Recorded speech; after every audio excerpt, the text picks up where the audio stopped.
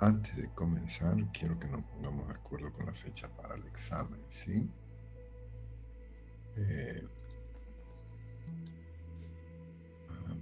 Vamos a ver la fecha.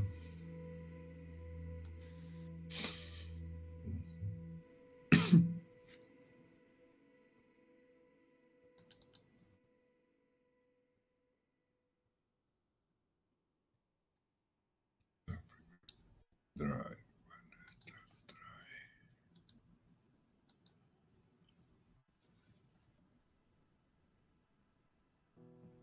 Found out treasures are always lost. Pleasures and rage come back. I'm watching you. Be careful with your move tonight. I think the time is right. I think the blood is Tiene que ser antes del receso. it cries for more. Comenzamos la semana el 26 de mayo, ¿correcto? Fue nuestra...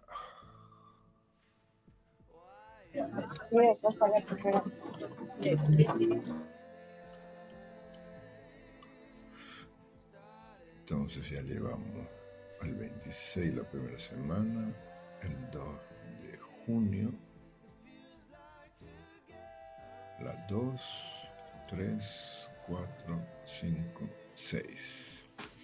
Esta semana se supone que teníamos que dar el examen. Así acordamos el primer día de clase. Dijimos que vamos a tomar 2 evaluaciones y nadie se ha manifestado, ¿no? Entonces, tenían que haberme dicho la fecha del examen y nadie se ha manifestado, entonces se las estoy marcando el examen presencial el martes.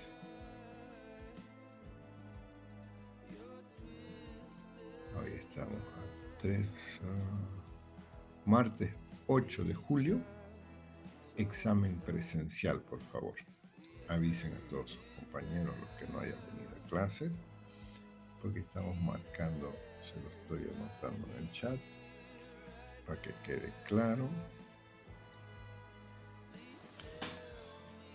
Martes 6 de julio.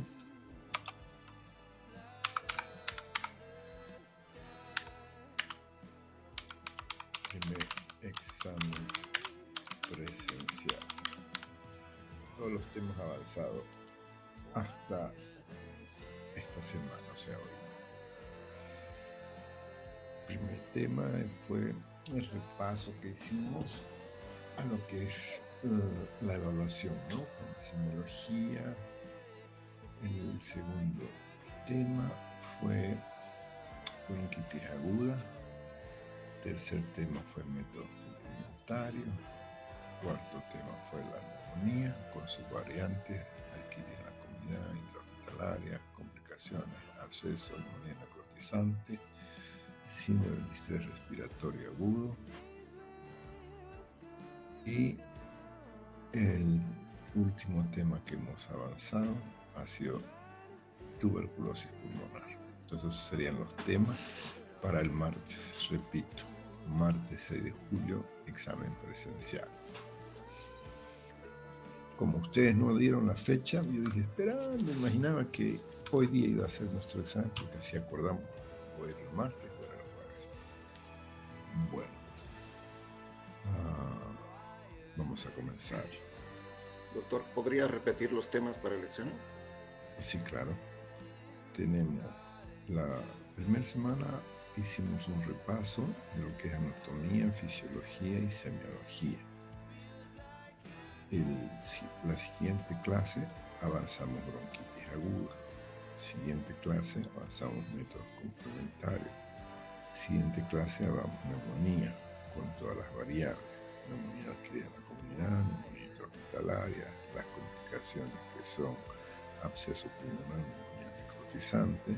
Luego hablamos del síndrome de estrés respiratorio agudo y luego avanzamos a la anterior clase, terminamos el tema de tuberculosis. Esos son los 5 temas que vamos a dar para el siguiente martes. Gracias, doctor. De nada. Por favor, presencial, aunque haga frío. En nuestra hora nomás, ¿no, doctor? Sí, en nuestra hora. Señorita Beltrán, levantó la mano, tiene la palabra.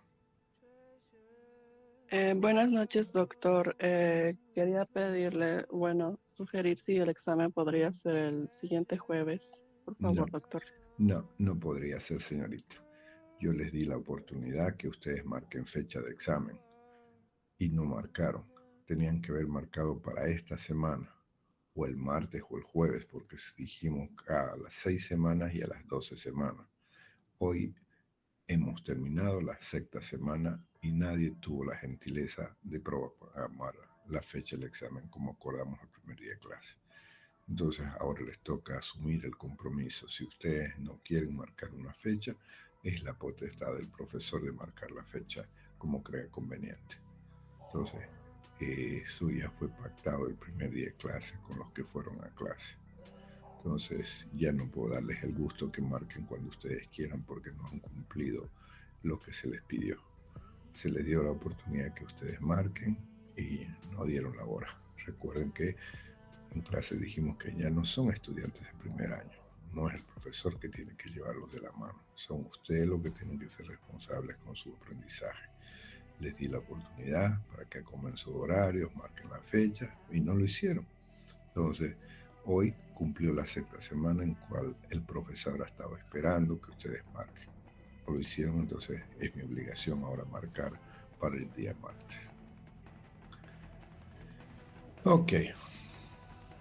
Vamos a hablar ahora de lo que es, empezamos a los procesos crónicos, vamos a hablar de lo que es la bronquitis crónica y la enfermedad pulmonar obstructiva crónica. Este tema ya no entraría en el examen para que no se le aglomeren muchos temas, ¿sí? Vamos a ver.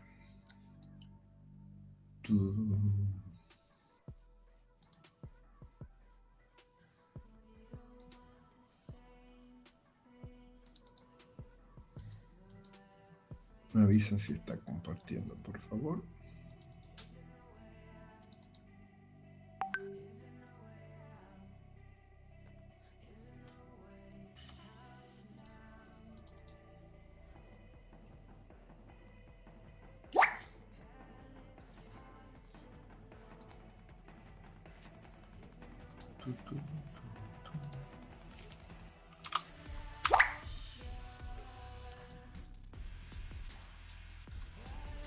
Compartir. Me confirman, por favor.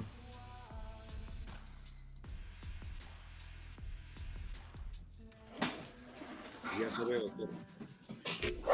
Ok, gracias, compañero. Entonces, ya sabemos lo que es bronquitis aguda. Y habíamos dicho los tiempos de enfermedades agudas en medicina interna varían. Habana, Morate, varían en lo que son, depende de las patologías. No son los mismos los tiempos pulmonares que los tiempos digestivos. La bronquitis crónica y la enfermedad pulmonar obstructiva crónica son dos entidades que se parecen mucho al comienzo. Igual que en la etapa inicial de una bronquitis crónica no se puede diferenciar entre una bronquitis aguda porque para que sea crónica tiene que pasar el tiempo de por lo menos 2 años, ¿no? Entonces, mientras no pasemos ese tiempo, no podemos decir bronquitis crónica. Como también, para poder decir enfermedad pulmonar obstructiva crónica, tenemos que pasar los tiempos necesarios en las cuales la enfermedad se va repitiendo. Pero sí tenemos que diferenciar entre una enfermedad pulmonar obstructiva crónica, o en algunos libros hablan de enfermedad bronquial obstructiva crónica, es que hay dos elementos que tenemos que considerar. Uno, la presencia del tabaco o contaminantes ambientales, y otro, la ausencia de una proteína que están relacionadas. Por eso es que es difícil que encontremos un tabaquismo en un niño, a excepción de los hijos de padres fumadores, los famosos fumadores pasivos. Pero en general, este proceso crónico va caracterizándose porque el paciente comienza a presentar una disnea, esa disnea que le limita sus actividades y que va progresando. Va progresando hasta llevarlo a ser una enfermedad invalidante. Pero hay que diferenciar esas disneas que son como consecuencia de una sobreinfección o una reactivación. Por eso es que en las primeras etapas es difícil diferenciar entre una bronquitis crónica con cuadro sobreinfeccioso o una enfermedad pulmonar obstructiva crónica. De ahí que debemos diferenciar enfisema desde el punto de vista semiológico, que es el tórax enfisematoso, y el enfisema desde el punto de vista de anatomía patológica, que son la alteración a nivel de los alveolos, ¿no? Entonces, enfisema panacinar, centrocinar, o en algunos libros entonces nos dicen, es un paciente enfisematoso. ¿Pero a qué nos estamos refiriendo? ¿A la lesión pulmonar o a la lesión semiológica? Porque, por ejemplo, un asma no es un EPOC, pero sí puede dar un tórax enfisematoso en los estadios crónicos, ¿no? Y otra cosa de que se tiene que diferenciar el EPOC de la bronquitis crónica es que los pacientes con bronquitis crónica no presentan características de tórax enfisematoso, no hay ese atrapamiento de aire. Entonces, mejor definamos la bronquitis crónica como ese proceso que está ocurriendo durante los primeros y segundo años, en total son 2 años consecutivos, pero no es que estén todos los días, sino que es un paciente que tose y expectora por más de 3 meses al año, puede ser de manera consecutiva o de manera intermitente en un periodo de 2 años, ¿sí? Entonces, cuando estamos hablando de bronquitis crónica, no estamos hablando de un paciente que tenga limitación a sus actividades físicas. Es decir, normalmente el paciente con bronquitis crónica no hace disnea. Cuando hace disnea es porque hay un cuadro sobrecargado, una reactivación del proceso inflamatorio que provocó espasmo, lo controlas con los medicamentos y se pasa, y ese paciente queda con su tos y su expectoración característico de la bronquitis crónica, pero no tiene disnea. Entonces, para cuando estemos con un paciente, para tratar de diferenciar es la disnea. Muchas veces van a ver en el hospital, se refieren a pacientes con EPO, solo porque ha tenido una patología pulmonar, una tuberculosis como secuela o una fibrosis pulmonar, pero no son sinónimos. No todo paciente con una patología pulmonar crónica es igual a EPO. Tenemos que diferenciar.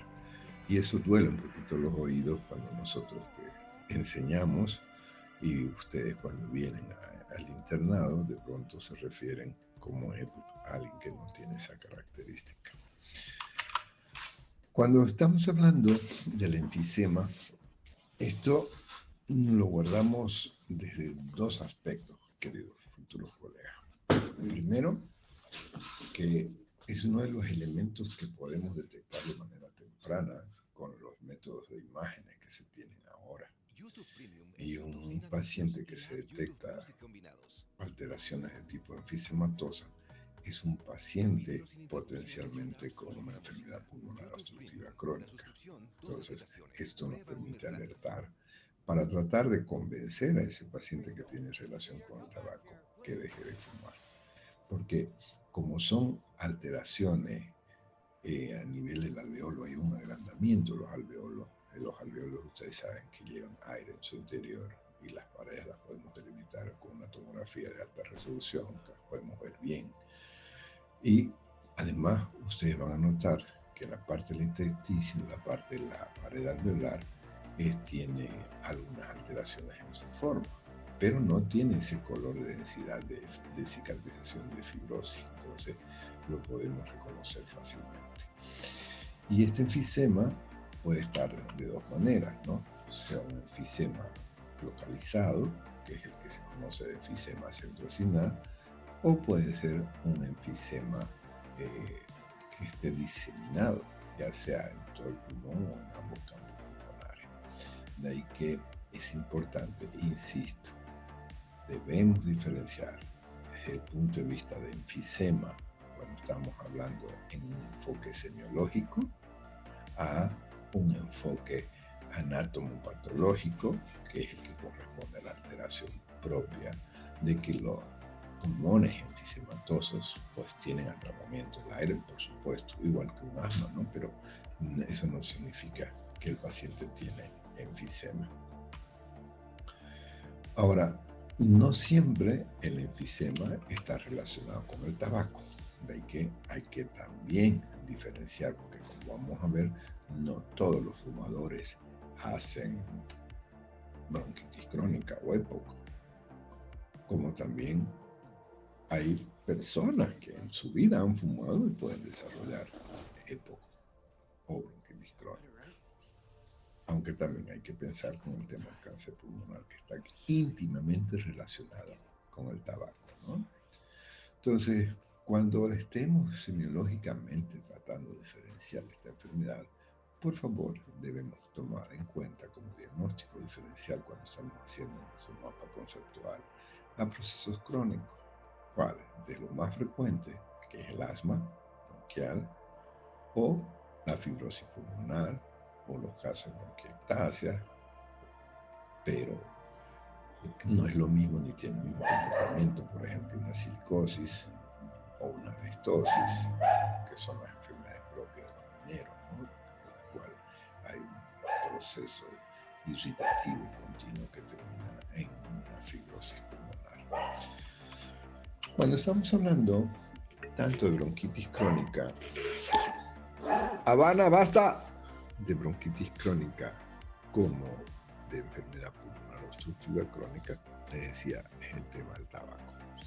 En el gráfico ustedes pueden ver la curva que se obtiene con una espirometría. Todos ya sabemos que la espirometría, cuando hemos hablado de métodos complementarios, ahí veíamos la importancia de conocer el volumen expiratorio forzado primer segundo, o el famoso FEP1. Entonces fíjense en la curva como en la línea superior es la curva normal de una persona no fumadora versus la línea inferior que es de una persona fumadora. Normalmente por eso que el mejor ejemplo de la tolerancia y al ejercicio está en los jugadores de alto rendimiento. Ustedes ven que por más que nunca hayan fumado, después de cierta edad, 35, 40 años, ya no corren en la misma proporción que cuando tenían 17 y 18 años, ¿no? Entonces, eso es justamente por la capacidad vital que tiene las características de los volúmenes a nivel pulmonar. Hay que tomar en cuenta que normalmente a partir de los 25 años es donde ya se comienza a notar en la espirometría esta disminución y habitualmente está relacionado de 35 ml por año, ¿sí? En los fumadores, sí, esta característica del volumen que se mide es mayor. Fíjense que se duplica hasta 50 ml por año. Por eso que no solamente está relacionado porque la nicotina se asienta como un cemento, sino también por las características de irritación inflamatoria donde se pierde esa capacidad de elasticidad que permite la compliance para una inspiración o una expiración, ¿no? De ahí que pero lo importante es que en cualquier momento que se corte el tabaco, es por lo menos se puede tener ese cambio acelerado, porque se puede llegar inclusive hasta los 100 ml por año, imagínate, de 25, que es lo habitual, a ir ya a 100, pues es bastante notorio. Por eso es que estos pacientes con el tiempo, cuando desarrollan esta enfermedad, hasta para comer necesitan tener oxígeno suplementario.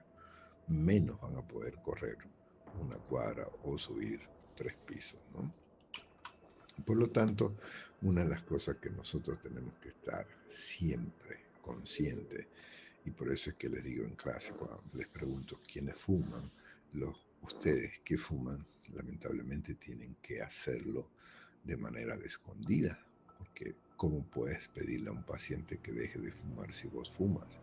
Entonces, normalmente los profesionales son ejemplo para los jóvenes. Entonces, cuando vos vayas pasando por tu casa con tu mandil, el vecino o el hijo del vecino va a decir, yo quiero ser también como Juan, que está pasando, él va a ser médico, yo quiero ser médico. Pero si te ve fumando, Juan también fuma, yo también quiero fumar. Entonces, normalmente ya es algo que hasta ahora se sigue viendo, porque la inversión de las empresas tabacaleras es tan alto que si hacemos un análisis que podrían presentar para la feria, ¿cuántas películas presentan tabaco en sus escenas? Van a ver que en la mayoría aparecen fumando y no tiene relación ni con la trama. Y eso es porque nos venden un reflejo condicionado. Solo tienes que preguntarte a qué edad empezaste a fumar y ponerte a pensar por qué lo hiciste. Bueno, ahí sería interesante que hagamos una encuesta y van a ver que la mayoría lo hace por moda o los otros por aparentar tener mayor edad. Por lo tanto, nosotros como profesionales de salud tenemos que luchar de manera activa que se cumpla la ley, porque en Bolivia, igual que en muchos países, hay una ley que prohíbe el tabaco o fumar en lugares públicos o en lugares donde haya riesgo para las otras personas, porque un fumador pasivo tiene el riesgo igual o mayor que un fumador activo. Es decir, que si tú vives con una persona que fuma y está en tu mismo ambiente, por más que vos no fumes, estás inhalando las partículas que está liberando el tabaco, ¿no? De ahí que siempre nosotros debemos recomendar no al tabaco, no solamente por la posibilidad de una bronquitis crónica o por la posibilidad de un EPO o la posibilidad de un cáncer. O sea, ¿por qué vamos? Y no se entiende, ¿no? Porque al comienzo, ok, si no eres dependiente de la nicotina, porque la nicotina es como una sustancia que tu organismo se habitúa, o sea, y hace adicción al tabaco. Por eso que las personas que fuman por muchos años les es muy difícil dejar de fumar. Yo tengo pacientes que en una cajetilla, en un bolsillo de la camisa tienen una cajetilla de cigarro y en el otro bolsillo tienen el inhalador para su asma, pero no pueden dejar. Algunos dicen es que me tranquiliza, otros lo utilizan para ir al baño. Si no fumo un cigarro, no puedo ir al baño. Obviamente tiene cierto estímulo, pero más que todo es la cuestión condicionada, ¿no? Entonces, para esta feria que se viene, hay muchos aspectos que podrían trabajarse como investigación, de los cuales ustedes podrían apoyar a la comunidad, especialmente buscando el abandono del tabaco.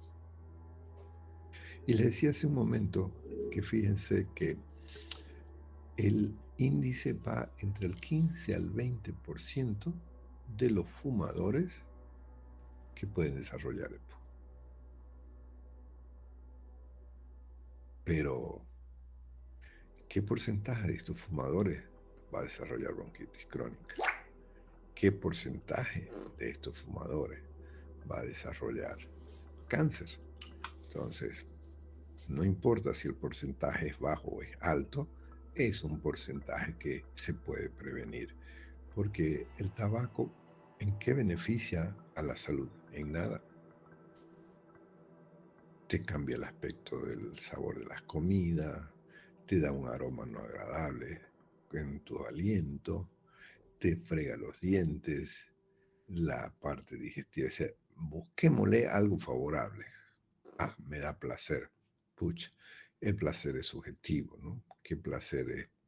Entonces, hay personas que tienen placer de ver un ave volando, o que tienen placer de ver una partida de fútbol, etcétera, etcétera. Son cosas subjetivas, pero lo real es que personas, ya sea con bronquitis o con EPOC o con cáncer, son personas que le estamos quitando calidad de vida. No le estamos quitando a nosotros, ¿no? Sino las circunstancias, especialmente el negocio del tabaco.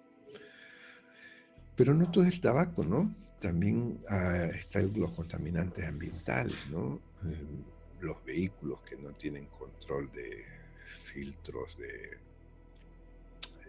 eliminación de dióxido de carbono, ¿no? Entonces, ustedes salgan a la calle, vayan por los pozos donde hay mayor circulación de vehículos, especialmente micro, salgan en chinela, estén una hora parados y luego limpiense y van a ver cómo hay un hollín que los tienen en los pies. Imagínate el que está encima circulando en el aire y que lo está respirando, ¿no?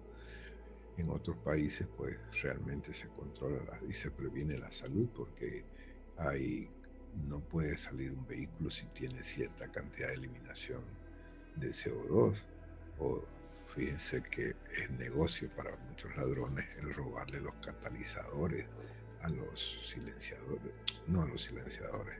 Está el silenciador, pero sí el caño de escape. Su función no es solamente disminuir el sonido, sino también disminuir estos contaminantes ambientales, ¿no? Las fábricas, nosotros todavía no notamos mucho, pero en época de sur, cuando hay cambios de viento, fíjense cómo el hollín de las cementeras se siente más, o los que viven cerca al parque industrial, como notan una mayor cantidad de residuos en las ventanas, en las paredes. Y eso es lo que estamos aspirando, ¿no?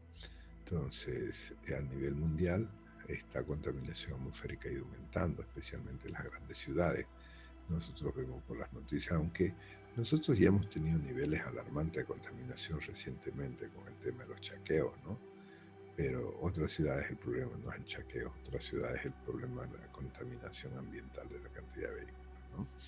Entonces, si sumamos todos esos factores, pues estos son los responsables de que hay esa hiperreactividad bronquial, y esa respuesta de esa hiperreactividad es la que va provocando ese daño a nivel celular, a nivel de los neumocitos y de todo lo que es en nuestro aparato respiratorio.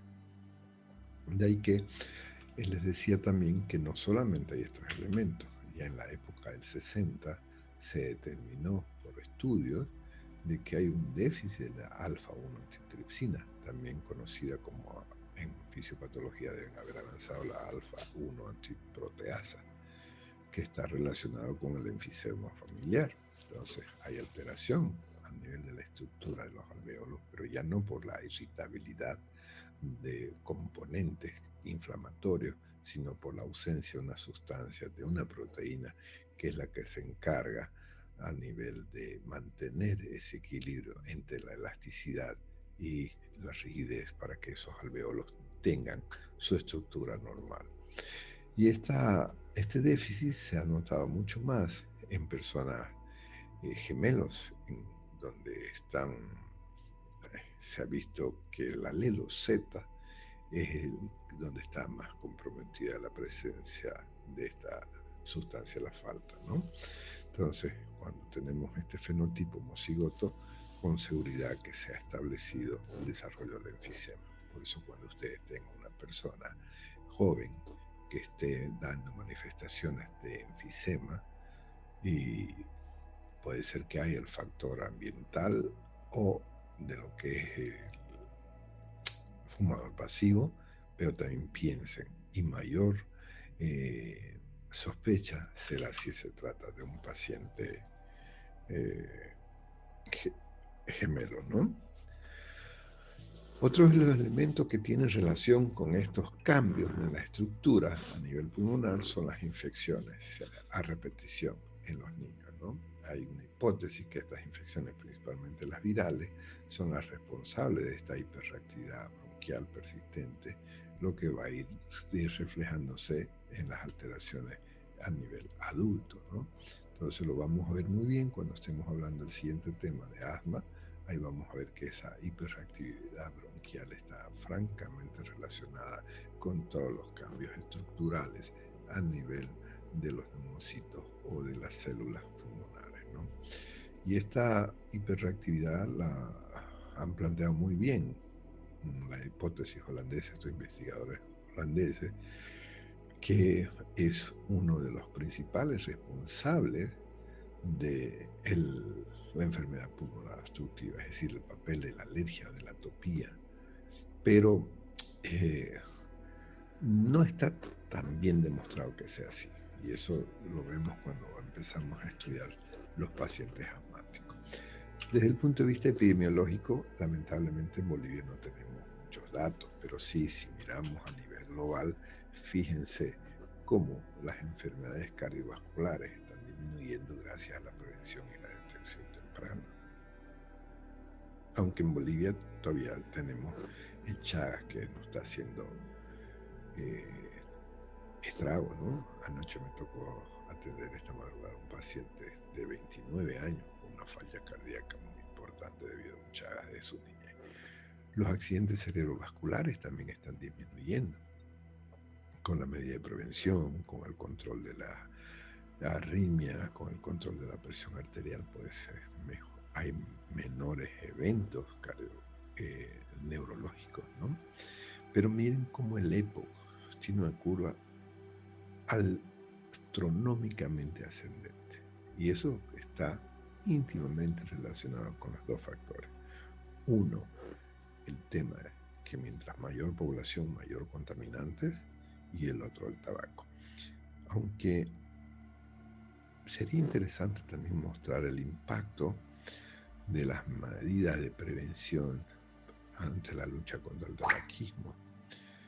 Me da la impresión de ver cada vez menos fumadores en la universidad.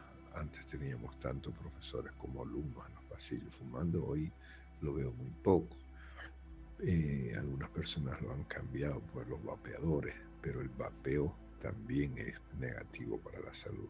A los que piensan que no tiene riesgo, hay estudios que están relacionándolos con daños más fuertes, inclusive que el tabaco, ¿no? Por lo tanto, cuando buscamos entre estadística cuál es la principal causa, el tabaco, por favor, eso no se olvide.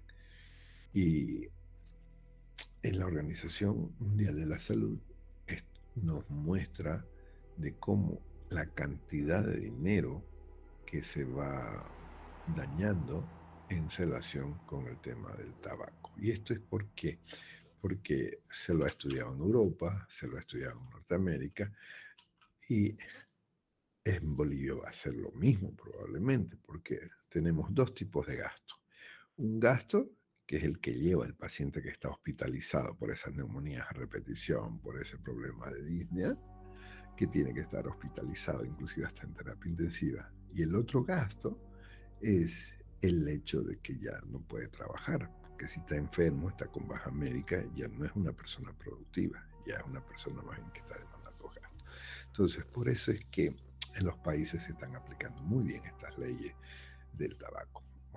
Hay personas que cuestionan que estas medidas que están haciendo no es porque nos importen más las personas y queramos prevenir que no se informen. No, hay personas que dicen de que no, lo que está afectando es el bolsillo de los gobiernos, ¿no? Porque el gasto sanitario es tan elevado por la cantidad de personas. Pero lamentablemente el tema está más en cultural, ¿no? Porque si nosotros sabemos que hace daño, porque seguimos fumando, y fíjense que en la cartera del cigarrillo hay una foto ahí donde te muestra los dientes mal, te muestra cáncer, igualito la compra, igualito lo fumo. ¿Y cómo es el negocio, no? Si ustedes se fijan, hace 10 años no tenían las diferencias que hay ahora en el tabaco.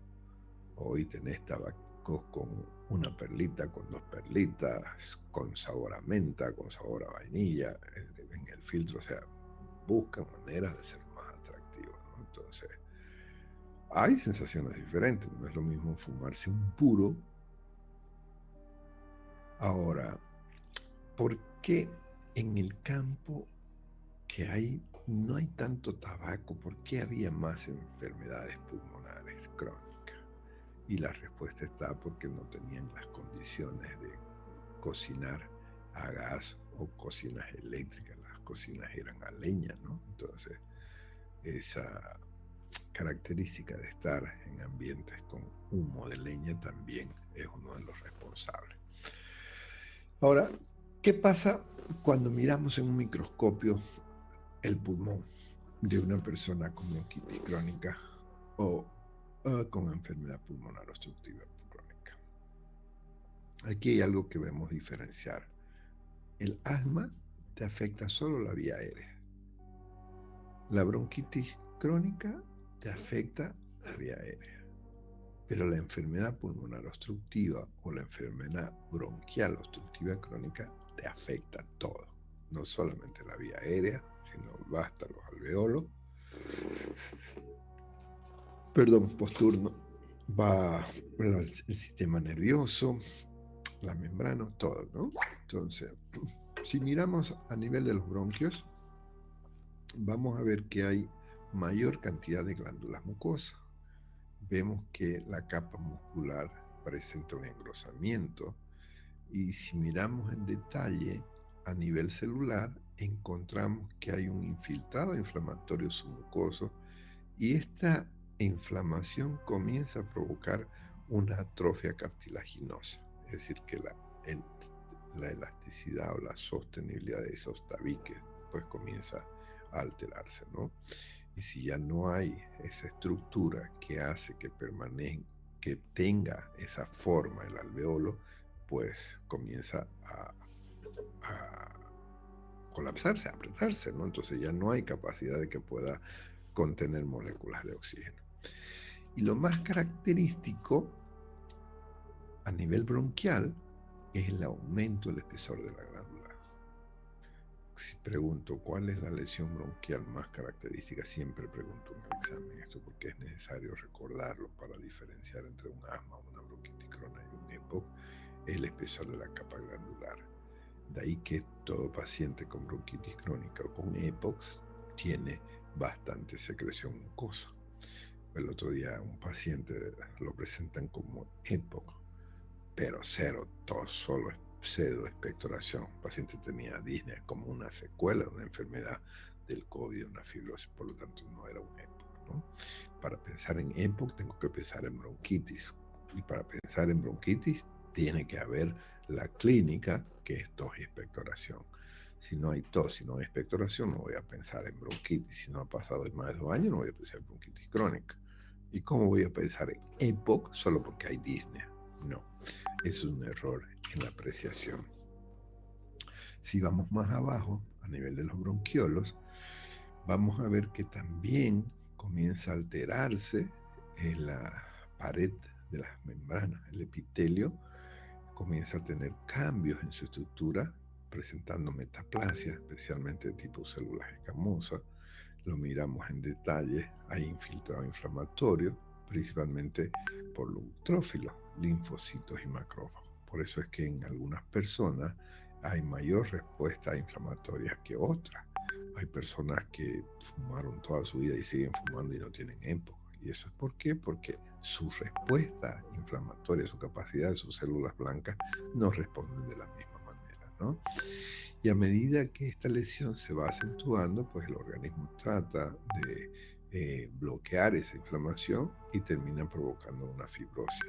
Esta fibrosis además acompaña de esa hipertrofia de cantidad de músculo liso, lo cual cambia pues toda esa estructura que lo vemos en el microscopio, ¿no? Comparamos entre una estructura normal, la de la izquierda con la de la izquierda abajo, o comparemos la estructura de un bronquio como estamos viendo en la derecha, las fotos B, arriba y abajo, cómo se va engrosando esas paredes y a la vez va disminuyendo esa capacidad de poder obtener capacidad de contener moléculas de oxígeno. Entonces, cuando estamos viendo estos procesos, pues ahí estamos entendiendo por qué este paciente comienza a tener más atrapamiento de aire. y dar ese tórax enfisematoso característico, ¿no? ¿Qué pasa a nivel del parénquima pulmonar? Ya no a nivel del alveolo. Ahí lo más característico es el enfisema. Entonces, el espacio distal comienza a alterarse desde los bronquiolos terminales y hay destrucción de la pared alveolar. Pero en primera etapa no vas a ver esa fibrosis típica de los tabiques alveolares como ocurre a nivel de la pared, ¿no? Por lo tanto, cuando estemos mirando el parénquima, en el microscopio vamos a tener dos tipos de enfisema. El enfisema centroacinar y el enfisema panancinar, como les mencionaba hace un momento, ¿no? Entonces, este enfisema centroacinar podríamos decir que es más tolerado por el paciente porque la destrucción es más lenta y las áreas comprometidas son menores, ¿no? Entonces, aquí el infiltrado inflamatorio acompaña a cierto grado de fibrosis y es más frecuente el centroacinar que el panancinar y es más grave cuando lo detectamos en los campos pulmonares superiores. Este tipo de enfisema centroacinar es el más característico de los fumadores, pero no hay 2 más 2 en medicina. Es el más característico, pero no significa que el panancinar también no se presente en fumadores, ¿sí? En el panlobuliliar, aquí hay mayor áreas comprometidas y estos pacientes presentan de manera más temprana la disnea, ¿no? Aquí vamos a ver que de manera homogénea, tanto arriba como abajo, derecha o izquierda, podemos notar estos cambios, ¿no? Entonces, como no hay 2 más 2, también se han detectado que hay fumadores que pueden presentar solamente enfisemas panancinar. Y uno dice, bueno, ¿cuál estudio tiene razón? Al final da lo mismo, ¿no? Porque ambos te van a dar daño. O sea, mejor que deje de fumar, ¿no? Porque sabe que si fuma le va a dar más el centroacinar y es más frecuente, o el panancinar. No hay cambio. Ambos son perjudiciales. Ambos no permiten tener esa funcionalidad del intercambio gaseoso. ¿Qué pasa con los vasos sanguíneos? Aquí empezamos a comprender un poquito más por qué la gravedad del caso.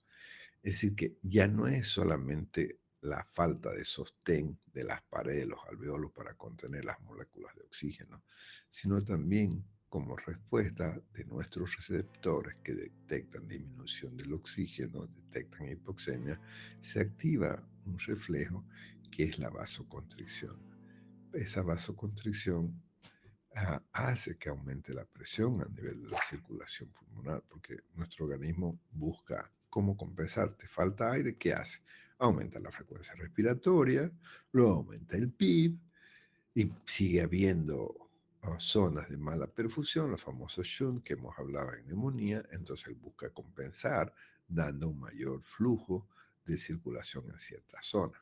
Pero como esa respuesta es continua y no hay cambio, vamos a terminar con una hipertrofia a nivel de las paredes musculares para que por el mecanismo de fuerza que están haciendo y con el tiempo pues vas a tener una hipertensión pulmonar. Entonces ya la disnea no necesariamente es debido a que no hay moléculas de oxígeno, sino que es por el problema de lo que es la complicación de esa hipertensión pulmonar a que está llevando a un daño a nivel corazón, ¿no? Porque si normalmente las presiones del circuito izquierdo, estamos hablando de 80 a 120 milímetros de mercurio, en el circuito izquierdo no tiene que ser mayor de 15 milímetros de mercurio.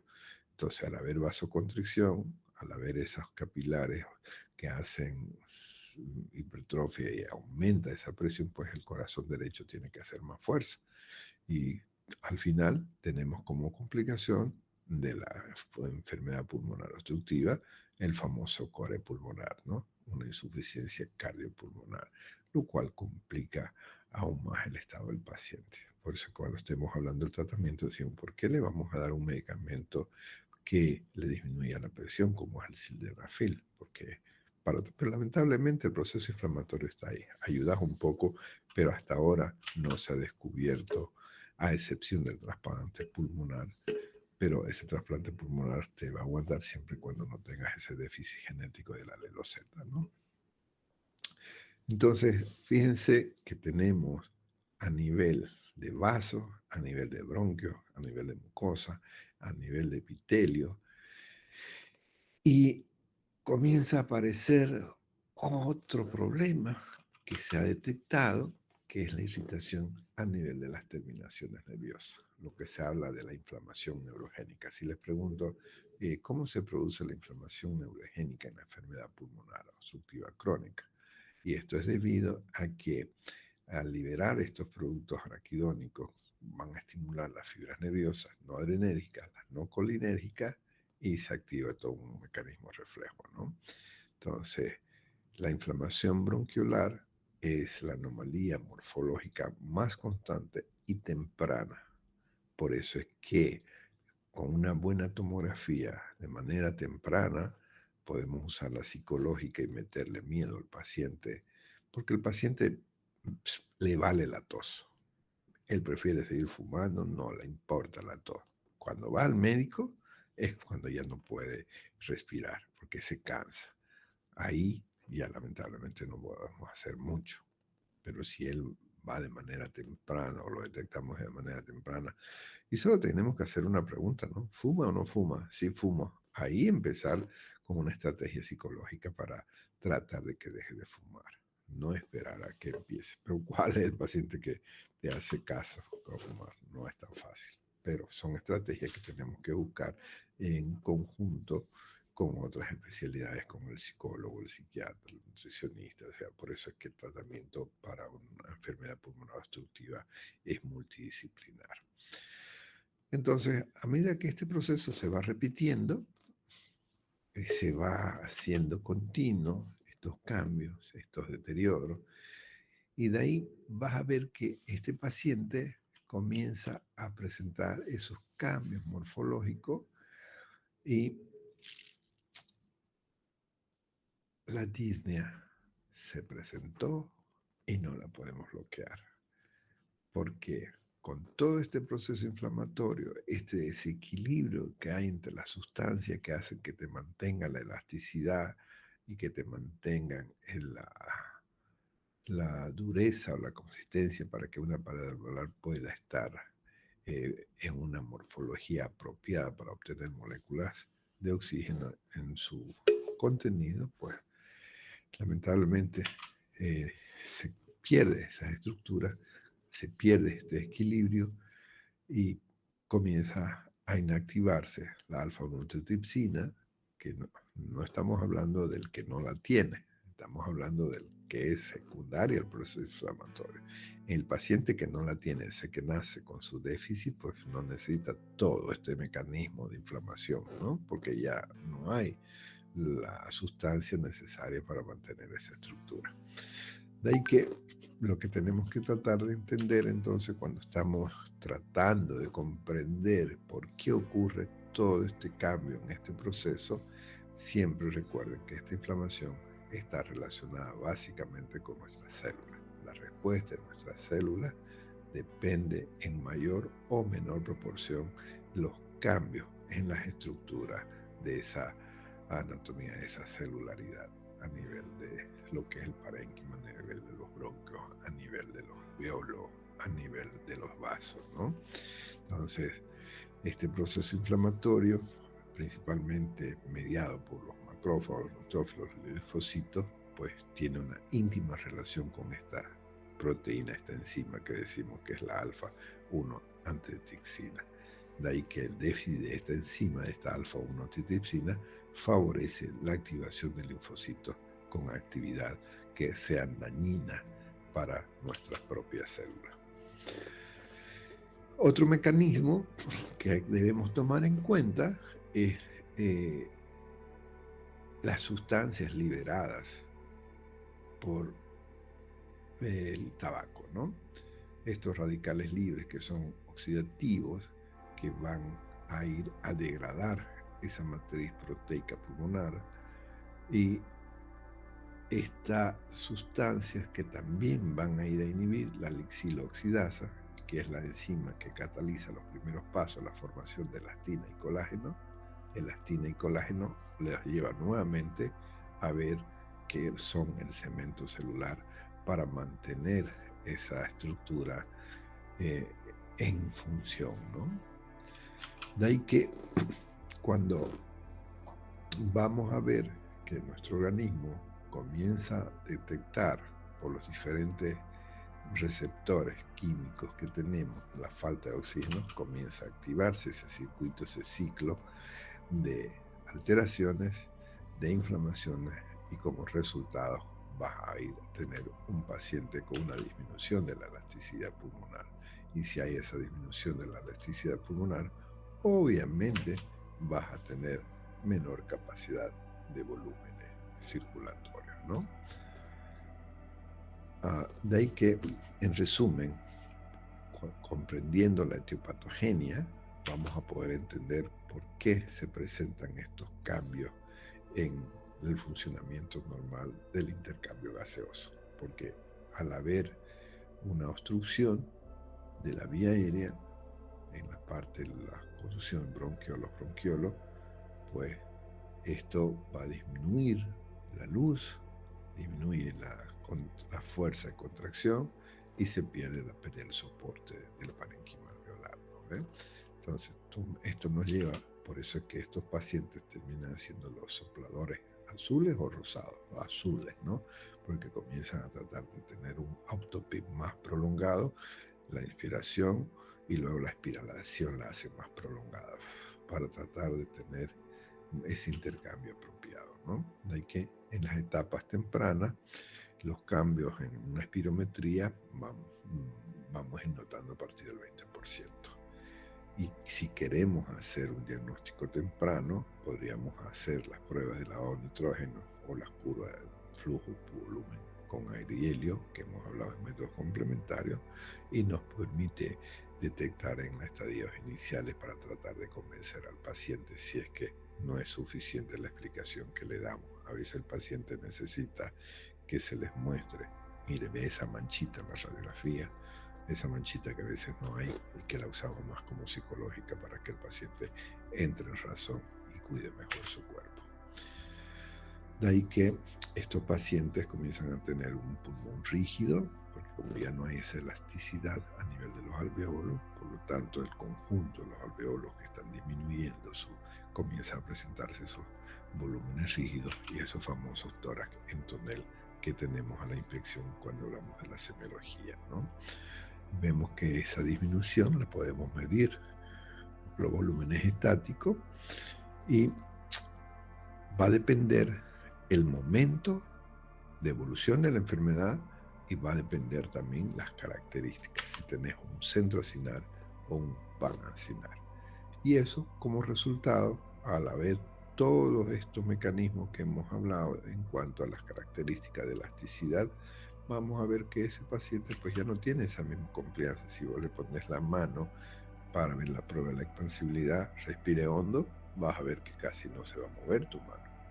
¿Por qué? Porque ya no tiene esa elasticidad. Entonces, eso lo notamos con la espirometría, observando un mayor volumen residual, y vamos a ver también que estas unidades tienen un vaciamiento lento prolongado. Por eso es que la capacidad pulmonar total, como la frecuencia respiratoria y la capacidad residual funcional, son mecanismos que el organismo está tratando de compensar esa hipoxemia, pero lamentablemente no lo logra. Por eso, como les dije del comienzo, el paciente que comienza a presentar su disnea significa que ya el cuadro pulmonar está bien avanzado. Pero primero tengo que asegurarme que no sea una disnea reversible, es decir, una sobreinfección, la puedo controlar la infección, el paciente puede mejorar. Y algo que tenemos que diferenciar en etapas iniciales, ¿estamos frente a un EPOC o estamos frente a una enfermedad asmática? ¿Sí? Entonces, esto lo podemos ver con las características de los métodos complementarios que tenemos, relacionándolos con la clínica y contrastándolo con una gasometría. Pero quien nos orienta mucho es el tema de los resultados de una espirometría.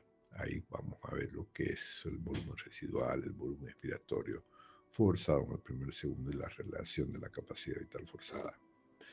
Entonces, en la gasometría vamos a notar que en primeras instancias podemos tener cambios a nivel de la oxigenación de la presión arterial de oxígeno en sangre, pero ya en etapas avanzadas vamos a notar que ya no solamente son alteraciones de la presión arterial de oxígeno en sangre, sino también la presión arterial del dióxido de carbono. Es decir, ese organismo, ese aparato respiratorio también va perdiendo la capacidad de eliminar la sustancia del desecho metabólico, es decir, el dióxido de carbono, ¿no? Entonces, por eso es que nos orienta mucho y tratar de comprender de que la insuficiencia respiratoria del paciente no se está relacionando solamente con la cantidad de oxígeno que pueda intercambiar, sino también la cantidad de CO2 que puede eliminar. Y al haber estos cambios, el organismo, como dije hace un momento, trata de usar todos esos mecanismos de compensación y uno de ellos es el famoso shock, ¿no? Él trata de aumentar la circulación en esas áreas donde hay menor oxigenación, pero el resultado no lo compensa y terminas con una hipertensión a nivel pulmonar. Y con tanto esfuerzo para tratar de mejorar, el otro mecanismo que utiliza el organismo es la frecuencia respiratoria, ¿no? Comienza a aumentar la frecuencia respiratoria, comienza a aumentar la fuerza, capacidad de los músculos respiratorios. Con el tiempo vas a notar que ese diafragma ya casi no funciona, el paciente mete aire y casi no se mueve. ¿Por qué? Porque como la ley de Starling, la ley de los elásticos, esa capacidad por tantas respuestas, de tanto esfuerzo que está haciendo, ese músculo termina aplanándose.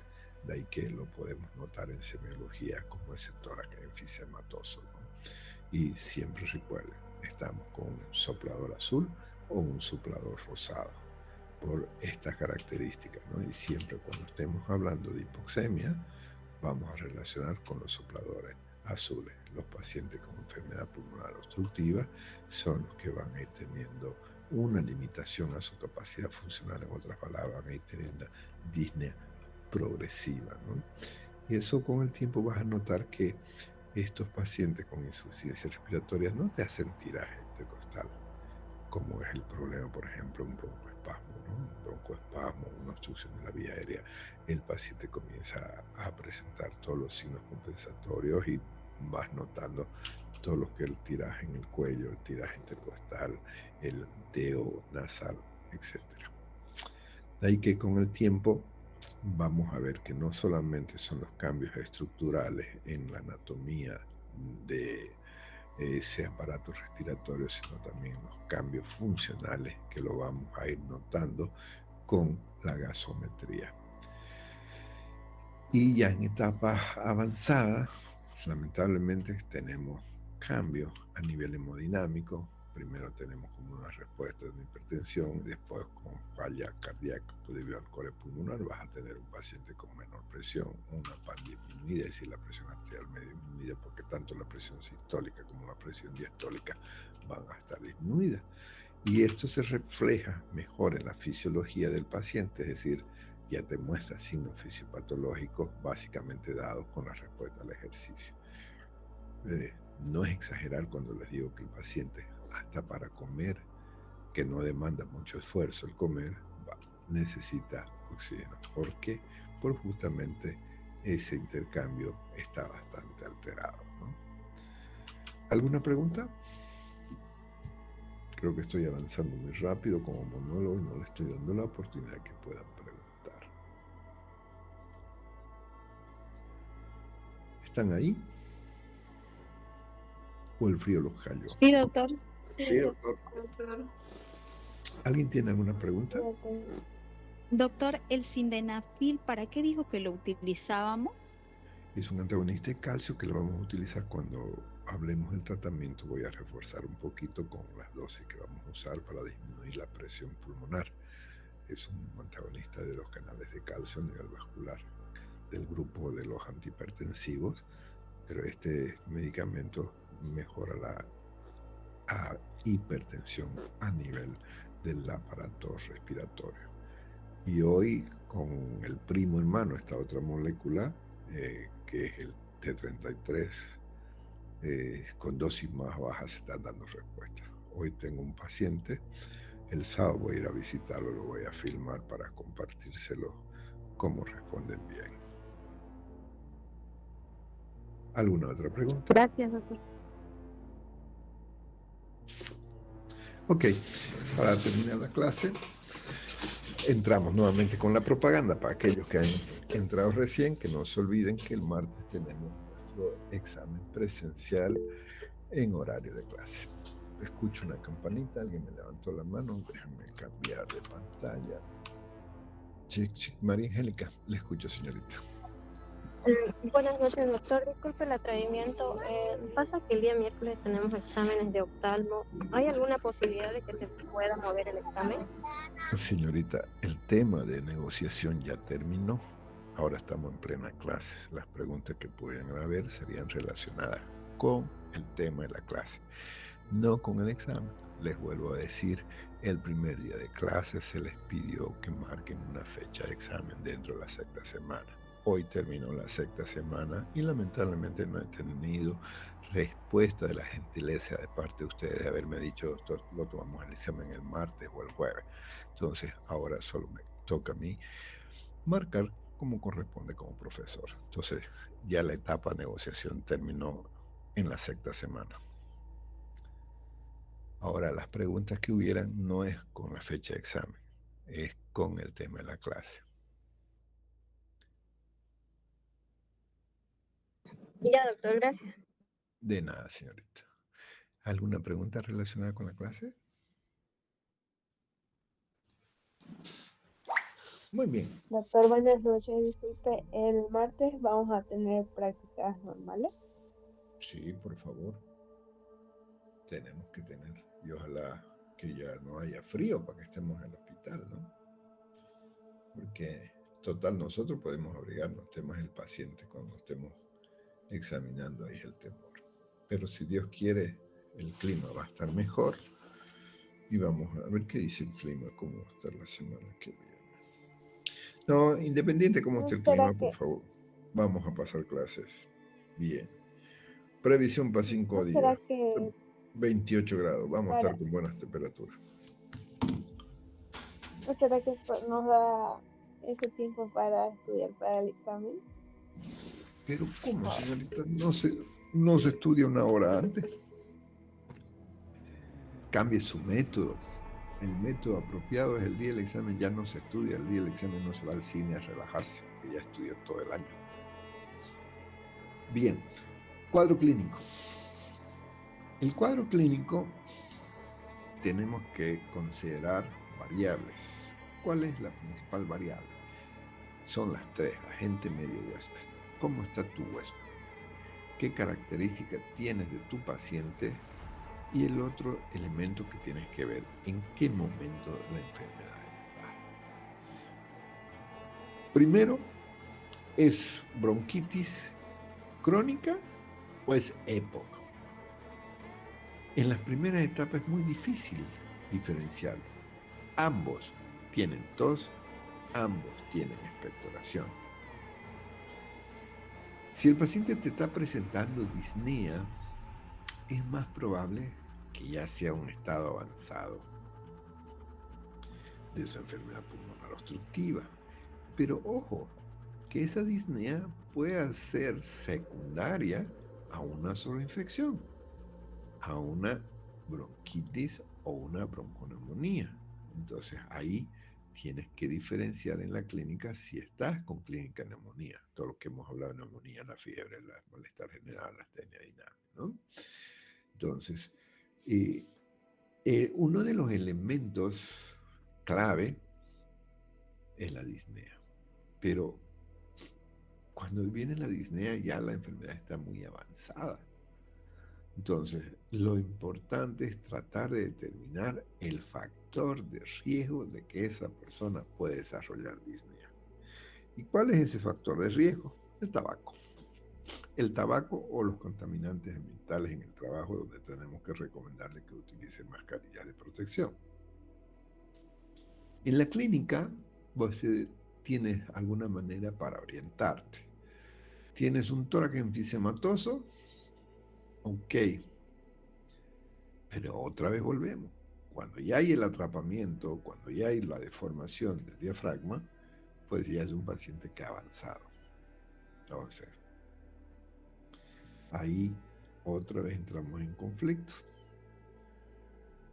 Mejor detectar de manera temprana a los pacientes fumadores y hacerle un estudio, ya sea el lavado o ya sea una tomografía si hay condiciones económicas, para tratar de determinar de manera temprana esos cambios alveolares, es decir, esas incipiencias de enfisema a nivel del parenquima pulmonar.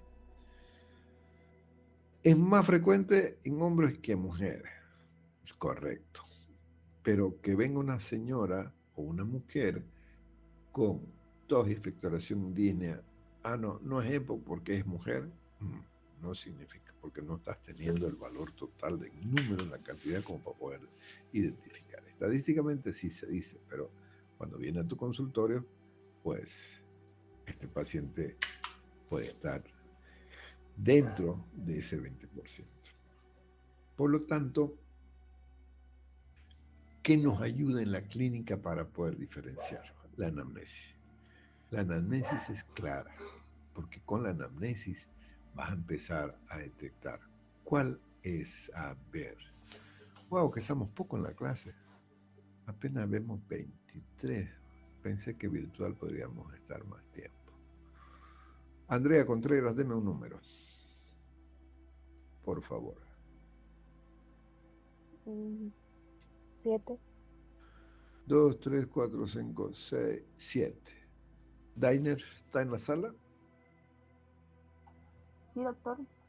Imagínese que le estoy preguntando en el examen, ¿cuál es en la entrevista, cuál es el factor más importante que le hace sospechar que un paciente puede desarrollar EPOC? ¿La línea, doctor? No, pues, que puede desarrollar. Si ya tiene DINE, lo más probable es que tenga. Enfoquémonos a más antes, a la prevención. Porque si ya tiene DINE, ya tiene tos, ya tiene expectoración, lo más probable es que sea EPOC. Pero la pregunta dice que puede desarrollar. Es decir, que todavía no hay una manifestación clara de EPOC.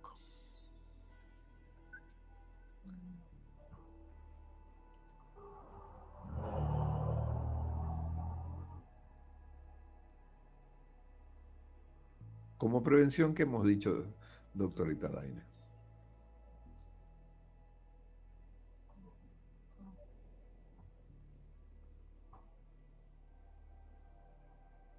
Ok, Daina, deme otro número mientras la va pensando. 12, doctor. Gracias, Daina. 12. Daisy 1, 2, 3, Diana 4, Fabián 5, Fátima 6, 7, Jonathan 8, Juan 9, Karina 10. María Angélica Flores está en la sala.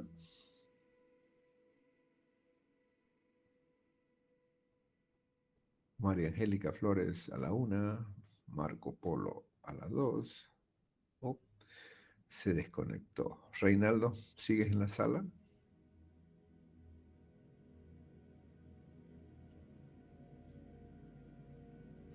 Sí, doctor, acá estoy. ¿Cuál sería en una entrevista el factor que nos hace pensar que podríamos desarrollar un EPOC?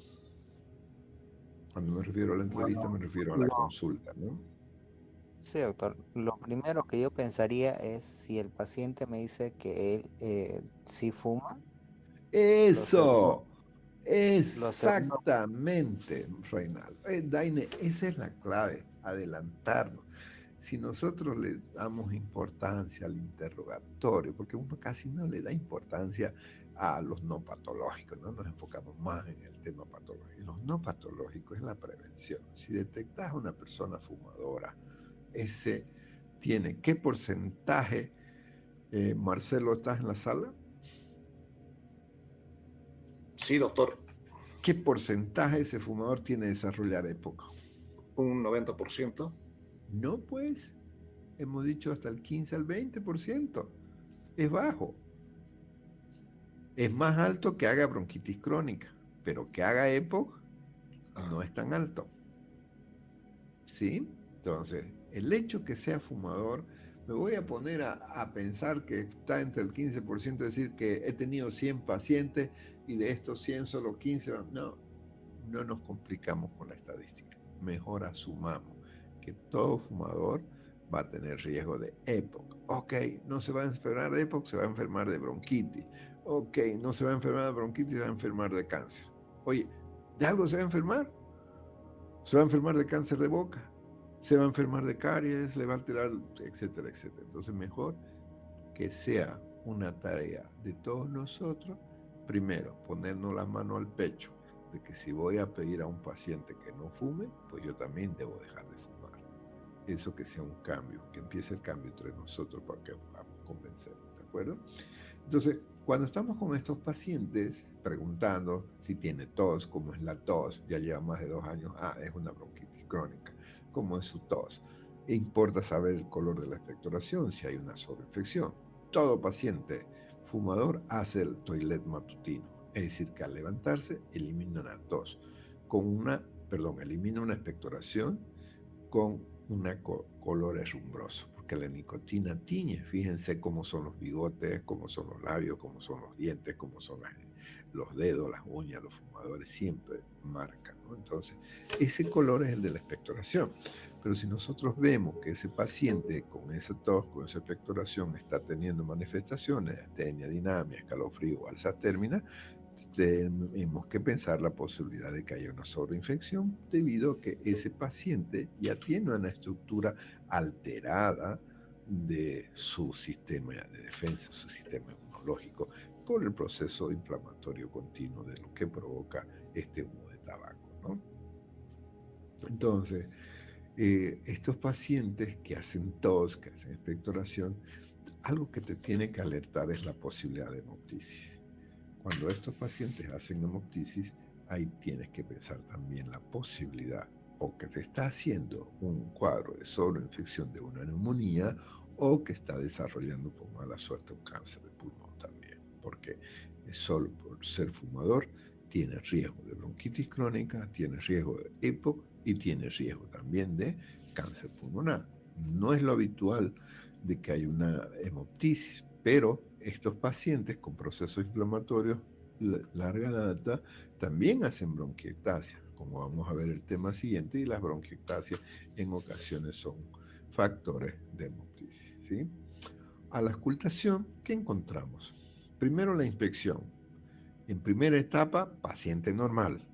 En etapas avanzadas o muy avanzadas, ¿qué nos llama la atención a la inspección? El tórax enfisematoso y la disminución de esa capacidad pulmonar. Le decís que meta aire y casi no se mueve ese tórax. ¿Sí? Esos son datos que los obtenemos a la inspección. A la inspección vamos a contar la frecuencia respiratoria. Cuando está en etapa de tos expectoración, su frecuencia respiratoria es normal. Pero cuando ya está en etapa de disminución de capacidad de intercambio gaseoso, pues vas a notar la taquipnea. Y a medida que aumenta esa taquipnea, vas a notar también que no tenés esa característica de tiraje intercostal como es en los casos de obstrucción. A la palpación, las vibraciones van a estar normales y va a ir disminuyendo su capacidad de vibraciones a medida que va disminuyendo la capacidad de atrapamiento de aire, porque ya no hay fuerza para hablar. Si no hay fuerza para hablar, tampoco va a haber fuerza para provocar fonación. De ahí la auscultación en etapa inicial normal. Cuando la bronquitis está bien manifiesta, vas a tener bastante expectoración, por lo tanto vas a tener roncus y vas a tener crépitos. Y ya cuando el paciente... ¿Cómo diferenciamos a la auscultación una bronquitis de un EPOC? Hay forma, Manacancho, los dos se presentan igual. Pero a la auscultación, en la fonación sí podríamos pensar un poquito, que es el hecho, el paciente que ya tiene bronquitis no tiene disnea, el que tiene bronquitis tiene disnea, por lo tanto su fonación va a estar disminuida. porque no hay esa característica de intercambio de volúmenes de aire, ¿sí? Entonces eso teníamos que tomar en cuenta. Y a la percusión, ¿cómo está? Normal en la primera etapa, pero a medida que va atrapando aire, vamos a tener una hipersonoridad, ¿sí? Y siempre hagan diagnóstico diferencial. EPOC con bronquitis crónica y con asma. No es lo mismo con fibrosis. La fibrosis pulmonar no tiene tos ni expectoración. Ni se le ocurra, si le pongo en el examen, hágame el diagnóstico diferencial entre un EPOC y una fibrosis pulmonar. La fibrosis pulmonar no tiene expectoración. No piensen en EPOC si no tienes un paciente que tiene tos y expectoración. Que el paciente enfermó de tuberculosis y le dejó como secuela una destrucción, bla, bla, bla, eso no es EPOC. Siempre para sospechar EPOC, ¿qué tiene que haber? Criterio: tabaco, contaminante, falta de alfa-1 antitripsina, pero como clínica, factor fundamental, tos, expectoración, ¿sí? Que todo va a depender en qué momento de la respiración. Y otro elemento, ¿qué elementos te hacen dar cuenta si un paciente es crónico o es agudo? Ricardo Esteban, ¿estás en la sala? YouTube Premium es YouTube No sin está en la anuncios sala. y descargas de videos. Ahora Ok, puedes ver programas de cocina mientras comes en el avión. quedamos poco Prueba en la unos sala. gratis. Jonathan Montaño, ¿estás en la sala?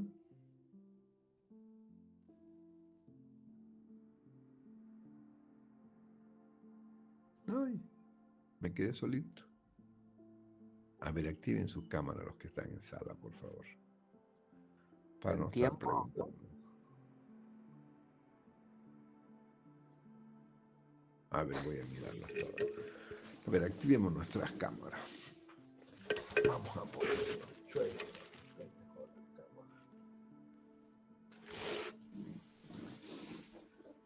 El tiempo es uno, excelente respuesta, porque si no tenemos el tiempo no sabemos si es agudo o crónico, pero con la inspección significa que los que estamos con cámara activa son los que están en sala o que está funcionando su cámara, ¿no? Cielo Fuente, ¿está rico el dedo? ¿Qué otro elemento, futura colega Cielo, puede... No la apague su cámara, no sea así. Eso. Así me da la impresión que estoy con ustedes en la sala, porque no se siente bonito las clases sincrónicas si no podemos tener interacción, ¿no? Entonces, por lo menos con la cámara puedo interactuar con ustedes viéndolos. Así, porque ustedes me están viendo y me están escuchando. En cambio, estoy asumiendo que están conmigo. Nos falta un elemento más para considerar cuando un paciente es crónico. Levante la mano. ¿Quién se atreve a comentarme? Si se equivoca no hay problema, porque estamos para intercambiar criterios. Uno es el tiempo, perfecto. Agudo, crónico, más de 2 años, crónico. Nos falta otro elemento para poder definir que este paciente está en etapa crónica sin necesidad de poder preguntarle, ya sea porque no habla el idioma, ya sea porque está afásico, porque está en coma, y yo puedo decir, este paciente tiene una patología crónica. Con la inspección puedo buscar 2 elementos. ¿Cuáles?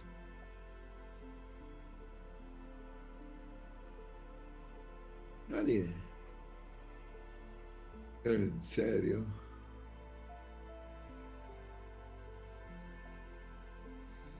bueno, Ok. doctor, perdón. Sí, Reinaldo, te escucho. Bueno, a la inspección también a la larga lo que vamos a poder ver en pacientes con EPOC va a ser el famoso paciente enfisematoso, un tórax en Bien, tonel. muy bien. Que no es específico del EPOC, porque también un asma puede darte, cierto. ¿Qué otro elemento? Estoy de acuerdo, Reinaldo. ¿Alguien más? ¿Agrega algo más?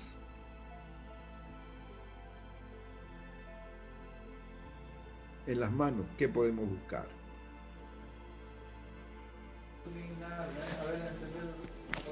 Cianosis. No, la cianosis no es un indicatorio de crónico agudo, porque una insuficiencia respiratoria aguda también te da cianosis.